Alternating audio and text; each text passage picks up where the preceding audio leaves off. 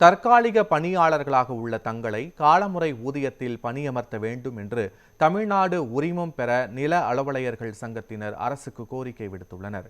2019ஆம் ஆண்டு அரசாணையின் அடிப்படையில் தற்காலிக பணியாளர்களாக பணியாற்றி வரும் தங்களை நேரடி பணி நியமனம் செய்யும் வரை காலமுறை ஊதியத்தில் பணியமர்த்த வேண்டும் என வலியுறுத்தினர். மேலும் டிஎன்பிஎஸ்சி மூலம் புதிய நில அளவையர்கள் தேர்வு செய்யும் நடவடிக்கையை தற்காலிகமாக நிறுத்த வேண்டும் என்றும் அவர்கள் கோரிக்கை விடுத்துள்ளனர். 2019ஆம் ஆண்டு இந்த தமிழ்நாட்டிலுடைய வருவாய்த்துறையிலும் மற்றும் ஏனைய துறைகளிலும் பல்வேறு விதமான கோப்புகள் நிலுவையில் இருந்தன.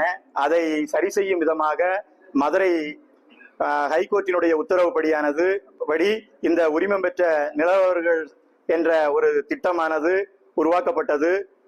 அதிலிருந்து இன்று வரை இந்த உரிமம் பெற்ற நிலவர்கள் சுமார் 2000க்கும் மேற்பட்ட நிலவர்கள் தற்போது தமிழக அரசால் தேர்வு செய்யப்பட்டு அதில் சுமார் 1500க்கும் மேற்பட்ட உரிமம் பெற்ற நிலவர்கள் தற்போது தமிழ்நாட்டில் உள்ள அரசு மற்றும் அரசு சார்ந்த 21 துறைகளில், குறிப்பாக இணையவழி பட்டா மாறுதல், இந்து சமய அறநிலையத்துறை, வக்பு வாரியம், நில எடுப்பு, தமிழ்நாடு நகர்ப்புற வாழ்விட மேம்பாட்டு வாரியம், இந்திய ரயில்வே, ஹைவே போன்ற பல்வேறு துறைகளிலும் இந்த உரிமம் பெற்ற நிலவர்களானது மிகவும் சிறப்பாக செயல்பட்டு வருகின்றனர்.